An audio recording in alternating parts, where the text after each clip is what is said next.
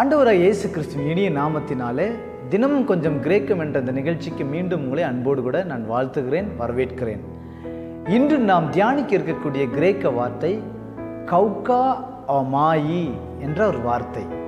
கௌகா அமாயி என்றால் மேன்மை பாராட்டுதல் என்று அர்த்தம். அதாவது ஒருவர் தன் வாழ்க்கையில் பெற்றுக்கொண்ட காரியங்களிலேயே சிறந்த காரியத்தை குறித்து தலைகளை நிமிர்த்தி கொண்டு சந்தோஷமாக சொல்லுதல் என்று அர்த்தம். கலாத்தியருக்கு பவுல் எழுதும் நிருபம் 6ஆம் அதிகாரம் 14ஆம் வசனத்தில் பவுல் இப்படியா எழுதுகிறார், நானோ நம்முடைய கர்த்தராகிய இயேசு கிறிஸ்துவின் சிலுவையை குறித்தே அல்லாமல் வேறென்றையும் குறித்து மேன்மை பாராட்டாதிருப்பேனாக என்று எழுதுகிறார். அதாவது இந்த வசனத்தில் மேன்மை பாராட்டுதல் கௌகா அமாய் என்றால், பவுல் காலத்தில் அநேகர் தங்களுடைய மாம்சீக காரியங்களை குறித்து, உலக காரியங்களை குறித்து மேன்மை பாராட்டி கொண்டிருந்தார்கள். யூத மதத்தில் இருந்தவர்கள் அவர்களுடைய சம்பிரதாயங்களை குறித்து மேன்மை பாராட்டி கொண்டிருந்தார்கள்.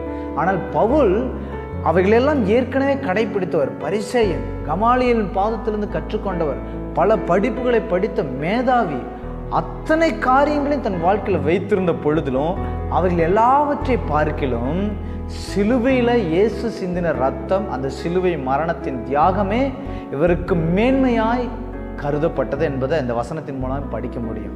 அதனால் நம்ம கூட நம்முடைய வாழ்க்கையில் எத்தனையோ விஷயங்கள், ஆசீர்வாதமான காரியங்கள், நன்மையான காரியங்கள், மேன்மை பாராட்டத்தக்கதான உலக காரியங்கள் நம்மோடு கூட இருந்தாலும் இந்த லெந்து நாட்களில் ஒரு காரியத்தை நாம் ஞாபகப்படுத்திக் கொள்ள வேண்டும்.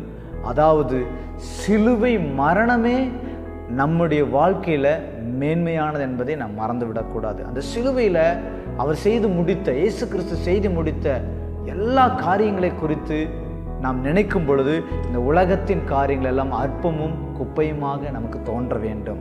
இந்த உலகத்தில் ஒருவேளை நாம் பல சாதனைகளை செய்திருக்கலாம், பல அச்சீவ்மெண்ட்டான காரியங்களை நாம் சாதித்தவர்களாக இருக்கலாம். அவை எல்லாவற்றையும் விட சிலுவையே நமக்கு மேன்மையாக இருக்க வேண்டும். பாருங்கள், சங்கீதத்தில் கூட சிலர் ரதங்களை குறித்தும் குதிரைகளை குறித்தும் மேன்மை பாராட்டுகிறார்கள்.